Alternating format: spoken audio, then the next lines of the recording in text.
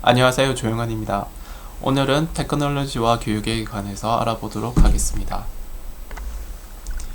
우리가 일상생활에서 여기에 보이듯이 스마트 기기라든지 노트북, 그리고 3D 프린터, 또 최근에 가상현실이나 혼합현실을 보게 됩니다. 이러한 새로운 테크놀로지들을 생활 속에서 많이 접하게 되는데요. 이런 테크놀로지가 교육에서 어떤 의미를 가지는지 이번 시간에 알아보도록 하겠습니다. 그 의미를 알아보기 전에 먼저 여러분들이 한번 생각해 볼 문제가 있습니다. 여기 그림에 나와 있듯이 왼쪽에 있는 연필이라든지 칠판, 책이 테크놀로지일까요? 그리고 오른쪽 하단에 있는 여러 가지 소프트웨어들이 있습니다. 이것들도 앞에서 본 테크놀로지와 함께 테크놀로지라고 부를 수 있을까요? 앞에서 본 스마트 기기라든지 가상현실과 마찬가지로 여기에 나오는 칠판이라든지 연필 이런 것들도 테크놀로지로 볼 수 있을까요? 그리고 오른쪽 하단에 나오는 윈도우라든지 여러가지 한글 소프트웨어도 스마트 기기와 마찬가지로 테크놀로지라고 생각할 수 있을까요? 이런 점들에 대해서 먼저 생각해 보도록 하겠습니다. 그래서 오늘 학습할 내용은 크게 두 가지입니다. 테크놀로지가 무엇인지 그 개념에 대해서 먼저 살펴보고요. 두 번째로 첨단 테크놀로지들이 교육에 있어서 어떤 효과가 있는지에 대해서 논의해 보도록 하겠습니다. 먼저 하드웨어 관점에 대해서 알아보도록 하겠습니다. 테크놀로지가 무엇이라고 했을 때 테크놀로지는 스마트 기기다 혹은 노트북이다 라고 이야기를 한다면 그건 아마도 테크놀로지를 하드웨어로 보는 관점일 것입니다. 그래서 교사가 만약 하드웨어 관점을 가지고 있다면 학교에서 어떤 운영체제, 어떤 컴퓨터를 사용해야 되는지, 스마트 기기를 어떻게 구입할 수 있는지, 또 스마트 기기가 잘 작동하기 위한 학교 인터넷망은 어떻게 설치해야 되는지라는 문제들에 가지고 고민을 하게 될 것입니다. 그리고 이런 관점을 가지고 있는 많은 교사들은 새로운 정보통신기기를 학교에 보급하게 된다면, 학교에 도입하게 된다면 교육의 질이 저절로 향상될 것이라는 믿음을 가질 수 있습니다. 실제 최근에 스마트 교육이라는 것을 실시하면서 학교를 스마트 교실로 만들고 많은 스마트 기기를 도입했는데요. 이런 어떤 하드웨어적인 변화가 교육의 질을 변화시킬 것이라는 믿음을 가질 수 있습니다. 두 번째 관점은 소프트웨어 관점입니다. 앞에 본 이제 하드웨어 관점에 대한 어떤 비판이 있을 수 있겠죠. 하드웨어가 좋으면 교육의 질이 높아지는지에 대해서 여러분의 의문을 가질 수 있습니다. 물론 하드웨어가 나쁘다면 교육의 질이 향상되기는 어렵겠죠. 하지만 하드웨어 그 자체가 교육의 질의 어떤 필요 조건일 수는 있으나 충분 조건이 되기는 어렵다고 볼 수 있습니다. 그래서 소프트웨어 관점에서는 스마트 기기와 같은 새로운 테크놀로지, 정보통신기기 자체가 중요한 것이 아니라 그것을 어떻게 활용하는지가 더 중요하다라는 관점을 가지고 있습니다. 그래서 여기에서 볼 수 있듯이 교수 설계 방법이라든지 어떤 방식으로 가르칠 것인지 이런 쪽에 더 많은 관심을 가지고 있습니다. 그래서 만약 교사가 소프트웨어 관점을 가지고 있다면 스마트폰으로 이용해서 무엇을 가르칠지, 어떤 목적을 위해서 가르칠지, 그리고 스마트폰 앱 중에서 어떤 소프트웨어가 자신이 가지고 있는 교수 학습 목표에 적합할지 이런 점들을 고려하게 될 것입니다. 세 번째로 체제적 관점이 있습니다. 체제적 관점에서는 테크놀로지의 의미를 테크놀로지를 사용하는 사람, 그러니까 교사와 학생의 의도와 그것이 사용되는 맥락에서 고려할 필요가 있다고 주장하고 있습니다. 사회문화적 이론 중의 하나인 앵게스트롬의 활동체제 모형을 살펴보도록 하겠습니다. 여기 아래에 있는 그림을 살펴보면 교사와 학생과 같은 이제 주체가 어떤 특정한 과제, 가르치고 배우는 어떤 과업을 수행하는 데 있어서 테크놀로지를 매개로 해서 그런 가르치고 배우는 활동이 이루어진다고 보고 있습니다. 그래서 이 테크놀로지는 그 자체로 존재하는 것이 아니라 이 도구와 기호로 나타나는 어떤 테크놀로지는 이 사용하는 사람, 주체와 밀접한 관련성이 있고 또 그 과제, 어떤 과제를 위해서 그 테크놀로지를 사용하는지가 중요하고요. 그뿐만 아니라 이런 아래에 있는 어떤 사회문화적인 규칙, 공동체 혹은 역할 분담과 밀접한 상호작용을 하고 있습니다. 그래서 이런 맥락을 이해해야 이 테크놀로지의 의미를 이해할 수 있다고 볼 수 있습니다. 그래서 이와 관련해서 제가 최근에 했던 연구들을 한 가지 소개해주고 싶습니다. 이 연구에서는 3차원 가상세계를 이용해서 학습자들이 서로 역할놀이를 하도록 하였습니다. 여기에서 학습자는 여러분과 같은 예비교사였습니다. 예비교사들이 저성취 아동에 대한 문제 혹은 학교 폭력에 관한 문제에 대해서 그 문제를 어떻게 해결할지를 3차원 가상세계에서 역할놀이를 통해서 보여주었습니다. 그래서 이 활동에 있어서 그 테크놀로지가 가지고 있는 어떤 특징이 있는데 3차원 가상세계는 테크놀로지가 그 자체로 의미를 가질 뿐만 아니라 다른 것들과 서로 상호작용하는 것을 알 수 있었습니다. 특히 이 역할놀이라는 과제를 수행하는 데 있어서 도구가 얼마나 유용했는지, 그리고 이 역할놀이라는 게 또 사회문화적인 환경과 어떤 상충하는 관계는 없었는지 이런 점들을 알 수가 있었는데요. 예를 들면 그 예비교사들의 어떤 문화가 강의 중심의 교육 문화를 가지고 있고 또 수동적인 참여를 하는 문화를 가지고 있었습니다. 이 문화 속에서 3차원 가상세계를 활용해서 역할놀이를 했을 때 과제나 도구가 어떤 사용될 수 있는 기대되는 효과와 실제 사회 공동체 문화 간의 상충 관계가 일어나서 예상했던 효과가 나타나지 않는 것을 발견할 수 있었습니다. 그래서 이처럼 테크놀로지를 그 자체로 놓고 보기보다는 그것을 사용하는 사람들, 또 어떤 그걸 둘러싸고 있는 문화, 이런 것들을 고려하는 것이 중요하겠습니다. 그러면 이런 테크놀로지가, 특히나 최근에 나오는 첨단 테크놀로지가 그 자체로 어떤 교육적 효과가 있을까요? 이런 것들에 대한 많은 논쟁이 지금까지 이루어져 있었습니다. 그래서 앞으로 어떤 논쟁이 있었는지 그 논쟁들에 대해서 하나씩 설명해 보도록 하겠습니다. 교육공학 분야에서는 교육 매체의 효과와 관련해 가지고 두 번의 어떤 매체 논쟁이 있었습니다. 여기서 말하는 교육 매체는 우리가 앞에서 이야기한 하드웨어 관점에서의 테크놀로지를 의미합니다. 매체의 교육적 효과가 있다라는 주장이 있었고요. 매체는 그 자체로 효과가 없고 단순한 운송 수단에 불과하다라는 주장이 있었습니다. 쿨릭이라는 학자가 메타 연구를 통해서 컴퓨터와 컴퓨터 아닌 다른 매체들 간의 효과를 비교하였습니다. 교육에 있어서. 그랬더니 전통적인 교육보다 컴퓨터를 이용했을 때 더 효과가 있다는 연구 발표를 하게 됩니다.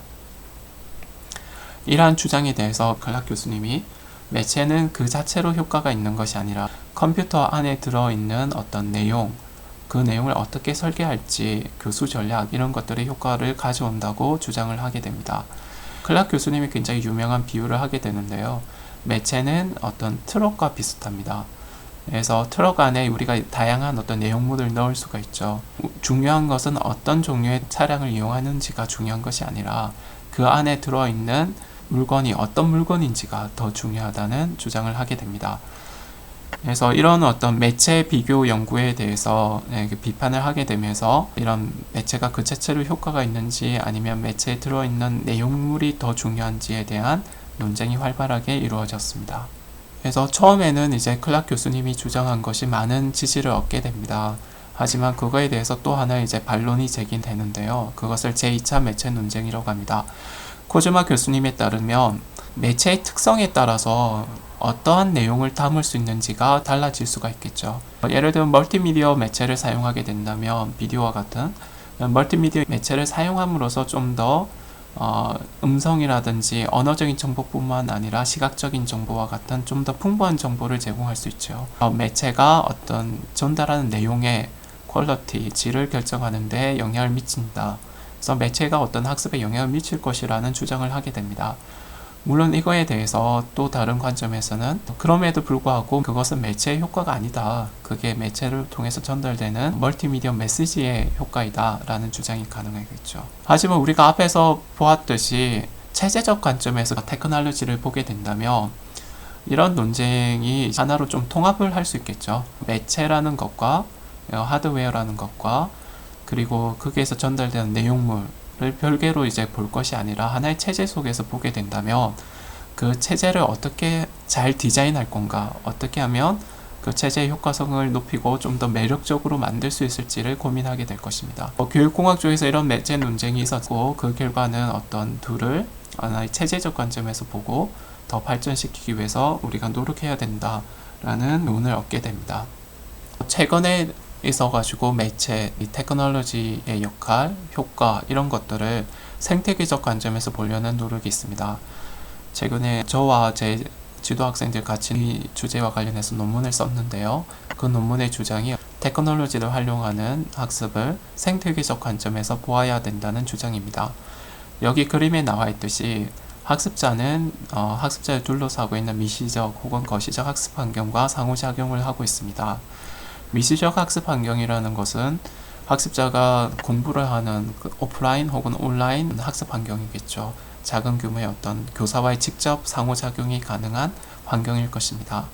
거시적 학습 환경이라는 것은 그런 교실 환경을 뛰어넘은 어떤 사회문화적인 제도라든지 IT 인프라 등을 포함하게 됩니다. 그래서 여기서 중요한 점은 테크놀로지 기반 학습 혹은 온라인 학습과 같은 경우에는 학습자가 이 테크놀로지를 매개로 해서 미시적 학습 환경과 상호작용을 한다는 것입니다. 면대면 학습 환경에서는 테크놀로지가 이런 역할을 하는 것이 줄어들겠죠. 하지만 이제 온라인 학습, 원격 학습, 최근에 나오는 묵스 같은 환경 속에서는 학습자는 온라인 테크놀로지를 이용해서 다른 학습자를 만나고 또 교수자를 만나고 또 학습 내용을 공부하게 됩니다. 그렇기 때문에 테크놀로지의 역할이 매우 중요해지겠죠. 여기서 보는 어떤 생태계적 관점 또한 우리가 앞에서 이야기한 어떤 체제적 관점이라고 볼 수 있습니다. 그러면 왜 이런 생태계적 관점이 필요할까요? 브론펜 브로너에 따르면 어떤 아이가 혼자서 놀이를 할 때와 그 아이를 어떤 부모가 지켜보고 있을 때 놀이하는 방식이 달라진다고 합니다. 특히나 만약 낯선 사람이 그 아이를 지켜보고 있다면 놀이하는 방식이 더 달라지겠죠. 장난감을 가지고 노는 방식이. 그와 마찬가지로 학습자가 어떤 온라인에서 공부하는 모습을 그 자체로 보는 것이 아니라 그것을 둘러싸고 있는 여러 이제 다층의 학습 환경의 측면에서 그 학습자의 행위를 볼 때 더 타당하게 그 행위를 이해하고 설명할 수 있다는 교훈을 주고 있습니다. 그런 점에서 생태계적 관점이 필요합니다. 그렇다면 이러한 생태계를 만드는 데 있어서 누가 가장 중요한 역할을 할까요? 제가 보기에는 어떤 교사의 역할이 매우 중요합니다. 그래서 여러분들이 어떠한 미시적 학습 환경을 만들어주고 또 혹은 거시적 학습 환경을 만드는 데 기여할지에 따라서 학습자가 테크놀로지를 가지고 공부하는 그 상호작용하는 활동의 질이 달라질 수 있습니다. 그래서 최근에는 교수 설계자로서 교사가 어떠한 역량을 가져야 되는지에 대한 논의가 활발하게 이루어지고 있는데요. 그 중에 한 가지 이제 논의를 소개하도록 하겠습니다. 여기에 보듯이 교사가 테크놀로지를 가지고 잘 가르치기 위해서는 단순히 테크놀로지에 관한 지식만 필요한 것도 아니고 페다고지컬, 그러니까 교수법에 대한 지식만 필요한 것도 아니고 또 내용 지식만 필요한 것도 아니고 이 세 가지 모두가 필요하다는 주장이 나오고 있습니다. 이 세 가지 지식이 모두 필요하다고 하고 이 세 가지 지식의 어떤 오버랩되는 부분을 TPCK 혹은 TPEC이라고 부릅니다. 이걸 Technological, Pedagogical, Content Knowledge라고 부르고요.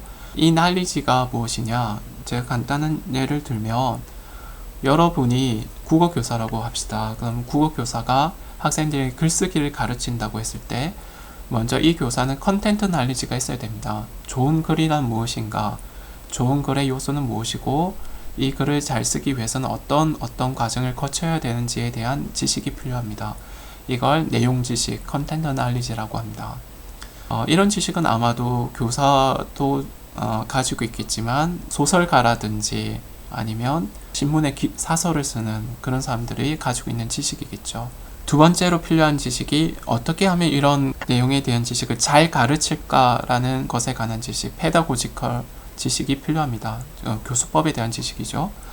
그래서 이 교수법에 관한 지식은 예를 들면 그래서 좋은 글을 쓰기 위해서는 학생들에게 개요를 먼저 작성하도록 해야 된다라는 것은 어떤 페다고지컬 지식이죠. 또 개요를 작성하는 방법이 여러 가지가 있겠지만 그 중에 하나로서 학생들의 아이디어를 먼저 그러니까 시각화해 봄으로써 이 아이디어를 어떻게 구조화할지를 학생들이 학습할 수 있도록 도울 수 있다. 이런 지식이 페다고지컬 지식일 것입니다. 여기에 만약에 이 두 지식을 가지고 있더라고 하더라도 이제 테크놀로지를 활용해서 잘 가르치기 위해서 하나 더 지식이 필요한데 그러면 학생들의 아이디어를 개요를 만드는 과정에서 어떻게 시각화하는데 테크놀로지를 활용할 수 있을 것인가 라는 지식이 필요합니다. 이 테크놀로지 활용에 관한 지식을 필요한데 예를 들면 우리가 컨셉 맵이라는 도구가 있습니다. 그래서 최근에 컨셉 맵을 컴퓨터를 이용해서 만들 수 있도록 하는 어떤 소프트웨어들이 개발되고 있는데요. 대표적으로 Cmap 툴이라는 것이 많이 알려져 있습니다. 이런 테크놀로지, 어떤 도구를 이용해서 학생들 아이디어를 시각화할 수 있는지에 관한 지식이 필요합니다. 그래서 이런 세 가지 지식을 모두 가지고 있을 때 교수자가 학생들을 위한 어떤 미시적 학습 환경을 잘 디자인할 수 있겠죠. 그래서 교사에게도 요구되는 어떤 능력 중에 하나가 이런 TPEC이라는 지식을 가지고 미시적 학습 환경을 잘 디자인해주는 그런 능력이 향후 더 요구될 것입니다. 그래서 지금까지 테크놀로지의 의미가 무엇인지, 그리고 테크놀로지가 어떤 역할을 하고 어떤 효과가 있을지에 대해서 알아보았습니다.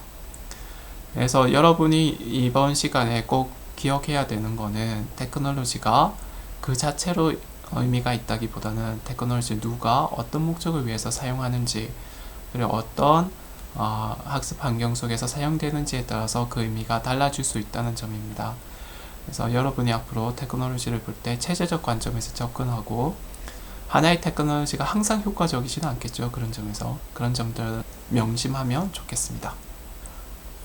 이번 시간을 마무리하면서 한 가지 여러분이 생각해 볼 문제를 제시하겠습니다.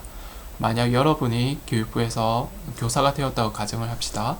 그래서 교육부에서 일주일에 적어도 한 번 스마트 기기를 수업에 활용하도록 하는 지침을 만든다면 그 지침에 찬성하겠습니까? 만약 찬성한다면 혹은 반대한다면 그 이유는 무엇입니까? 이 문제에 대해서 한번 곰곰이 생각해 보기 바랍니다. 네, 교수님 강의 잘 들었는데요. 지금까지 테크놀로지의 어떤 효과 여부에 대해서 말씀해 주셨는데, 실제 교수 학습 상황에서 테크놀로지가 오히려 부정적인 영향을 줄 수도 있을 것 같다는 고민이 들었어요. 이거에 대해서 어떻게 생각하시는지 들어보고 싶습니다. 굉장히 좋은 질문인 것 같아요. 그래서 우리가 이제 생각해 볼 문제에서도 스마트 기기를 사용하는 것에 대한 찬성 반대를 물어봤는데요. 실제 최근에 이제 스마트 교육을 이야기하면서 많은 사람들이 스마트 교육의 어떤 부정적 효과, 이런 점들을 강조하고 있습니다. 그래서 스마트 기기를 학교에 사용했을 때 생길 수 있는 부정적 영향에는 학생들이 먼저 스마트 기기라든지 인터넷에 어떤 중독될 위험이 있죠. 또 이걸 사용하게 됨에 따라서 학교 교실 수업에서 어떤 주의가 분산되거나 딴짓을 하는 학생들이 늘어날 수가 있겠죠. 그런 어떤 또 신체적으로 어떤 건강에 안 좋은 영향을 미칠 수 있다는 우려도 있습니다. 근데 이런 우려뿐만 아니라 또 사회적으로 보게 되면 스마트 기기를 가지고 있는 사람과 가지고 있지 않는 사람들이 있죠. 그래서 이런 정보 격차가 더 크게 나타날 것이라는 우려도 있습니다. 그렇다면 학교에서 스마트 기기를 가져오지 못하게 하고 안 쓰게 하는 게 좋은 해결안이냐, 이거에 대해서는 한 번쯤 생각해 보아야 합니다. 그래서 앞으로 이제 학생들이 학교를 나가서 스마트 기기라든지 새로운 테크놀로지를 사용할 확률이 굉장히 높습니다. 그렇다면 교사가 무슨 역할을 해야 되는지 생각해 볼 때, 이러한 스마트 기기나 인터넷을 어떻게 하면 잘 사용할 것인지에 대해서 학생들에게 가르쳐 줄 필요가 있습니다.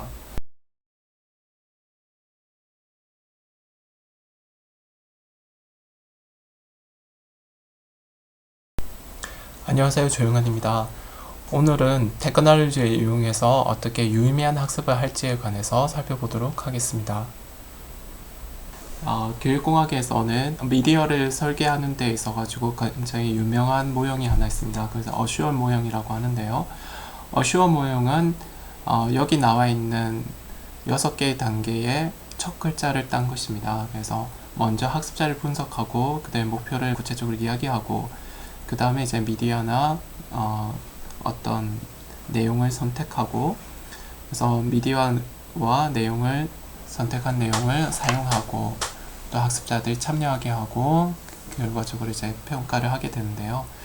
여기서 가장 중요한 점 중에 하나가 미디어를 선택하기 전에, 매체를 선택하기 전에 먼저 학습자와 특성을 분석하고 목표를 설정한다는 것입니다. 이 내용으로부터 우리가 알 수 있는 것은 우리가 어떤 목표를 성취하고자 하는지, 그리고 학습자의 특성이 어떤 특성인지에 따라서 어떤 테크놀로지를 선택해서 사용할지가 달라진다는 것입니다. 여기 사진에 보면 어떤 학생이 인터넷 강의를 열심히 보고 있는 것이 나와 있습니다. 그래서 우리가 인강이라는 인터넷 강의를 통해서 학습하는 경우가 많이 있는데요. 그러면 인강은 누구에게 또 어떤 목적을 위해서 사용되는 것일까요? 대부분의 인강은 인터넷 강의는 지식을 전달하는 목적을 가지고 있습니다. 그래서 이 지식 전달을 위한 인강에서 인터넷 강의에서 학생들은 무엇을 배울까요? 또 그 배우는 내용은 얼마나 유의미할까요?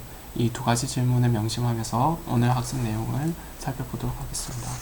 데이빗 조나센 교수님에 따르면 앞에 나온 어떤 지식 전달 중심의 테크놀로지 활용에 대해서 어떤 그 비판을 하고 있습니다. 그래서 여기 이제 영문으로 나와 있는 내용을 보면 알듯이 사람들은 테크놀로지로부터 배우는 것이 아니다. 사람은 생각을 함으로써 배운다 라는 주장을 하고 계십니다. 테크놀로지의 역할은 무엇이 되어야 하냐면 그 사람들이 생각하는 것을 더 돕는 역할을 해야 된다고 주장을 하고 계신데요. 여기서 나와 있듯이 우리가 테크놀로지를 어떻게 볼 것이냐, 지식을 전달하는 어떤 통로로, 수단으로 볼 것이 아니라 사람들이 생각을 하는 것을 돕는 수단으로 생각해야 된다라는 주장이 있고, 이 관점에서 테크놀로지는 어떤 인지적 도구의 역할을 한다고 볼 수 있습니다. 이런 관점에서 최근에는 이제 유의미 학습을 위해서 어떻게 테크놀로지를 활용할지에 관한 이야기가 많이 논의되고 있습니다. 유의미 학습이 무엇일까요? 오슈벨에 따르면 유의미 학습이라는 것은 새로운 지식이나 경험을 기존에 알고 있는 것과 밀접하게 연관시켜 이해하는 것을 의미합니다.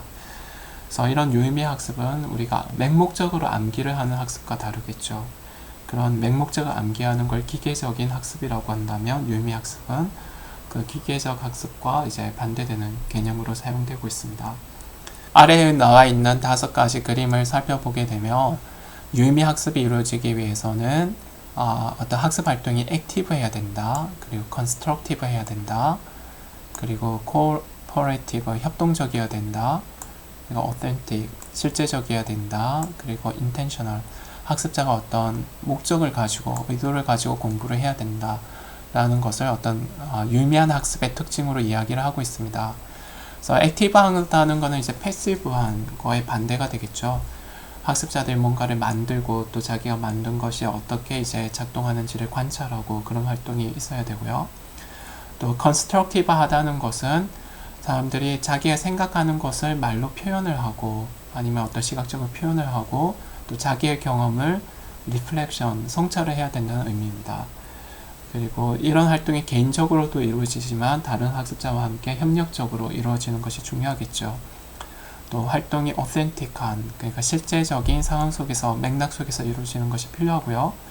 또 학습자는 자기의 어떤 골을 세팅하고 목표를 설정하고 그 목표대로 어떤 학습 활동을 하는지 자기 조절 학습을 해야 될 것입니다. 이게 인텐셔널한 학습이 되겠죠. 그래서 이러한 특징을 가지고 있는 학습을 유의미 학습이라고 볼 수 있겠습니다. 그래서 이번 시간에는 테크놀로지가 어떻게 하면 이런 유의미 학습을 도울 수 있는지 4가지 측면에서 보도록 하겠습니다. 먼저 테크놀로지가 실제적 맥락을 제공할 수 있습니다. 그리고 지식을 구성하고 성찰을 하기 위한 도구로 활용될 수가 있고요. 또 학습자들 간의 어떤 협력을 돕는, 협력과 상호작용을 돕는 도구로 활용될 수 있고, 마지막으로 맞춤형 학습을 위한 맞춤형 교육을 지원하는 도구로 활용될 수가 있습니다. 각각에 대해서 테크놀로지 활용의 예를 살펴보도록 하겠습니다.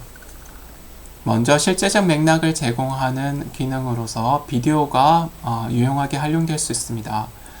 그래서 밴더빌트 대학에서 진행된 프로젝트인데요. Adventures of Jasper Woodsbury. 그래서 제스퍼 우즈베리의 모험이라는 어떤 시리즈가 있습니다. 이 시리즈에서는 여기 오른쪽에 나와 있는 것처럼 비디오를 이용해서 실제적인 문제 상황을 제공해주고 이 문제 상황을 속에서 학생들이 어떤 수학적 문제를 협력적으로 해결하도록 하고 있습니다. 그래서 실제적인 문제의 형태의 예가 여기 나와 있는데요. 제스퍼라는 아이가 친구들과 함께 여행을 갔는데 그 여행을 간 사이에서 어떤 독수리를 발견하게 됩니다. 근데 그 독수리가 다리를 다쳤다고 합니다. 그럼 이 다리를 다친 독수리를 어떻게 하면 병원으로 빨리 이동시킬지가 어떤 문제 상황이 되겠죠. 이 문제 상황 속에서 제스퍼와 친구들이 고려해야 될 여러 가지 요인들이 있습니다. 그래서 얼마나 짧은 시간에 이동할 수 있을지, 그리고 어떤 비행기를 이용할지, 자동차로 이용할지, 또 연료가 얼마나 남아있는지, 각 이동 수단에 따라서 시간당 얼마의 속도로 이동하는지 등등을 고려해야 됩니다. 중고등학생들이 이런 요인들을 고려하면서 실제적인 문제를 해결하는데 비디오가 유용하게 활용될 수 있습니다. 두 번째 예는 실제적인 맥락을 제공하기 위해서 3차원 가상세계를 활용하는 경우입니다. 그래서 왼쪽에 보이는 여기가 이제 가상세계에 있는 교실의 모습인데요. 이런 실제적인 가상세계 교실 속에 여러 명의 학생들이 자기의 역할을 분담해서 여기 학생 모습이 보이죠? 이 아바타를 이용해서 서로 상호작용하게 됩니다. 그래서 아바타는 말로 상호작용을 할 뿐만 아니라 제스처를 이용해서 또 가상 공간을 이동하면서 어떤 역할을 수행할 수 있겠죠. 이 경우에 예비 교사들이 실제 학교에서 자기가 생각했던 문제를 해결하게 되면 여러 가지 어려움에 부딪힐 수가 있습니다. 그렇기 때문에 이제 가상 세계 속에서 본인이 학생 역할도 하고 교사 역할도 하면서 여러 가지 해결안들을 실제 테스트를 해볼 수 있겠죠. 그런 어떤 테스트를 할 수 있는 환경으로서 가상 세계가 활용되고 있습니다. 그래서 오른쪽에 나와 있는 이 문제 상황은 초등학교 2학년 학생이 있는데 이 학생이 숙제를 잘 안 해와요. 그러니까 숙제를 잘 안 해오는 이 학생을 위해서 교사가 어떤 역할을 할 수 있을지에 대한 문제를 제시하고 있습니다. 그러면 예비교사들 이 문제에 대해서 서로 논의를 하고 각자 역할을 나눠서 그 문제사항을 이 가상세계에서 재현하고 자신들이 생각하던 어떤 해결안을 실현해 볼 수 있겠죠. 해결안을 실제 적용하다 보면 또 예상하지 못한 문제에 부딪힐 수 있고 더 좋은 해결안, 실현 가능한 해결안을 생각해 볼 수 있을 것입니다. 이처럼 가상세계는 실제적 맥락을 제공하는 데 유용하게 활용될 수 있습니다. 다음으로 테크놀로지가 지식 구성과 성찰에 어떤 도움이 되는지 살펴보도록 하겠습니다. 여기 아래에 보면 어떤 개념과 개념들을 링크로 연결한 그림이 나오는데요.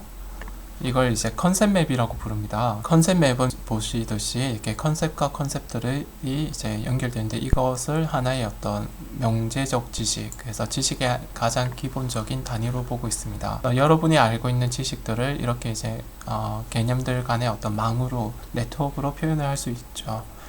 그래서 이런 개념 지도를 만드는 방법으로 컨셉 맵을 만들기 위해서 이제 CMap 툴이라는 도구가 사용될 수 있습니다. CMap 툴은 소프트웨어 이름인데요. 이 툴을 이용하면 쉽게 개념을 만들고 지우고 또 연결을 할 수 있다는 장점이 있습니다. 컨셉 맵은 왜 만들까요? 그래서 여러분이 알고 있는 지식을 시각화해서 컨셉 맵으로 만들고 또 학습을 하는 과정에서 내가 알고 있는 지식이 변화가 있다면 이 컨셉 맵을 다시 수정할 수 있겠죠. 이런 과정이 어떤 지식 구성과 성찰을 돕는 유용한 인지적 도구의 역할을 할 수 있습니다. 또한 이 컨셉 맵을 혼자 만들 수도 있지만 여러 명이 같이 만들 수도 있겠죠. 만약 여러 명이 같이 만들게 된다면 내가 알고 있는 지식과 내 친구가 알고 있는 지식이 같이 통합이 돼서 또 새로운 지식을 만들어낼 수 있는 그런 장점을 가지고 있습니다. 그래서 컨셉 맵은 이런 지식 구성에 아주 효과적이라고 할 수 있겠죠. 다음으로 MIT에서 개발한 스크래치라는 프로그램에 대해서 이야기하겠습니다. 스크래치라는 프로그램은 최근에 이제 이야기되고 있는 것 중에 하나가 코딩 교육에 대한 이야기가 많이 되고 있는데 그 코딩 교육과 관련해서 매우 유용한 도구입니다. 여기 아래 그림에서 볼 수 있듯이 학생들이 블록을 이용해서 마치 우리가 레고 블록을 이용해서 여러 가지 집이라든지 로봇을 만드는 것처럼 이 블록을 이용해서 쉽게 어떤 컴퓨터 프로그램을 만들 수 있습니다. 그러면 이 만든 내용이 왼쪽에 있는 화면에 나타나게 되는데요. 기본적으로 이 스크래치의 기능은 이런 쉽게 학생들이 소프트웨어 프로그램을 만들 수 있도록 혹은 애니메이션을 만들 수 있도록 돕는 기능이 있습니다. 이런 어떤 만드는 과정에서 지식을 새롭게 구성해 나갈 수 있는데요. 이런 어떤 만들기와 어떤 지식 구성 이런 것들을 도와줄 수 있는 유용한 소프트웨어죠. 하지만 최근에는 이런 혼자서 만드는 거에 그치지 않고 이것들 자기가 만든 것을 온라인 커뮤니티에 이제 업로드 시키고 업로드 될 때는 이 왼쪽에 있는 작품과 함께 창작물과 함께 오른쪽에 있는 코드가 같이 업로드가 되죠. 그래서 누구든지 이것을 다운로드 받아서 이 코드를 변경해서 이 창작물을 새롭게 만들 수 있죠. 아니면 두 사람이 만든 것들을 다시 통합해서 새로운 창작물을 만들 수 있는데 이것을 리믹스 한다고 이야기를 하고 있습니다. 그래서 리믹스가 집단 지성의 한 가지 표현이라고 볼 수도 있겠죠. 학생들이 쉽게 자기가 생각하는 상상하는 것을 컴퓨터 프로그램으로 만들 수 있고 이걸 또 공유하고 재창조할 수 있는 이런 것을 돕는데 이 MIT에서 개발한 스크래치가 유용하다고 볼 수 있습니다. 그리고 세 번째로 테크놀로지가 학습자 간 상호작용과 협력을 돕는데 유용하게 사용될 수 있습니다. 여러분은 아마 웹 2.0이라는 이야기를 많이 들어보았을 것입니다. 웹 2.0이 무엇을 의미할까요? 아마 웹 2.0이라는 게 있으니까 그 전에는 웹 1.0이라는 게 있었겠죠. 웹 1.0의 시대에서는 사람들이 직접 웹페이지를 개발할 수 없었습니다. 그래서 개발을 하기 위해서는 그 기술을 가지고 있는 웹 디자이너라든지 웹 개발자가 학습자라든지 소비자를 대신해서 개발을 해주었던 거죠. 하지만 웹 2.0 시대에서는 누구든지 자기가 생각하는 거라든지 상상하는 것을 인터넷에서 만들 수가 있습니다. 웹페이지 형태로. 왼쪽에 있는 위키페이지라든지 오른쪽에 있는 블로그가 그 한 가지 예죠. 그래서 누구든지 자기 생각을 쉽게 온라인에서 만들면서 또한 이걸 혼자 만드는 게 아니고 여러 명이 같이 만들게 되면서 온라인에서의 상호작용, 협력이 더 활발하게 이루어질 수 있죠. 우리가 사용하는 위키라든지 블로그 또 구글에 있는 구글 다큐먼트라든지 이런 것들이 여러 명이 한 자리에 없더라도 원격에서 공동으로 어떤 한 가지 작업을 할 수 있는데 유용하게 활용되고 있습니다. 그리고 이런 사람들이 같이 협력하는 것을 돕기 위한 컴퓨터 테크놀로지들이 발달하게 되는데요. 이러한 분야를 컴퓨터 기반 협력 학습이라는 연구 분야가 있습니다. 이걸 CSCL이라고 하죠. Computer Supported Collaborative Learning이라고 하는데 이 CSCL 분야에서는 어떻게 하면 사람들이 같이 이야기하거나 아니면 같이 창작물을 만드는 걸 도울 수 있을지를 연구합니다. 그래서 그런 것을 돕기 위해서 어떤 학생들이 따라야 하는 어떤 과정을 스크립트로 만들거나 아니면 절차별로 각 스텝에서 어떤 활동을 할 수 있는지 처음에는 플래닝을 해야겠죠. 협력 활동을 하더라도 자기들의 문제를 해결하기 위해서 이 문제가 뭔지 우리의 목표가 뭔지 그런 것들 플래닝하는 활동이 필요하고요. 그 플래닝한 활동을 가지고 같이 협력 작업을 하면서 여러 가지 타임 매니지먼트 이슈도 있고 아니면 지식을 서로 공유할 때 생기는 문제도 있고 이모션한 문제도 있고 이런 문제들이 부딪혔을 때 이걸 또 어떻게 해결할지 조절하는 활동이 있고요. 문제를 해결한 다음에 마지막에는 우리가 잘 해결했는지에 대해서 함께 성찰해야 되겠죠. 이런 절차들이 있는데 이 각 절차별로 어떻게 하면 학습자들이 서로 상호작용을 잘 할 수 있는지를 도와주는 그런 툴들을 개발하게 됩니다. 만약 그런 툴들이 있다면 여러분들이 협력하는 활동이 더 효과적으로 이루어질 거고 또 그룹원들 간의 갈등이라든지 그런 것들이 좀 더 완화될 수 있겠죠. 우리가 협력을 한다고 이 학습이 잘 이루어진다고 생각을 하면 안 됩니다. 여러분이 아마 프로젝트를 해본 경험이 있을 텐데 프로젝트 하면서도 여러 가지 의견 충돌이 있죠. 그런 의견 충돌을 좀 감소시키기 위해서 각자가 생각하는 아이디어라든지 바람직한 협력의 모습이라든지 이런 것들을 좀 시각화해서 공유하고 같이 이제 생각을 서로 공유할 수 있는 장을 만들어주고 이런 것들을 온라인에서 테크놀로지가 도와줄 수 있습니다.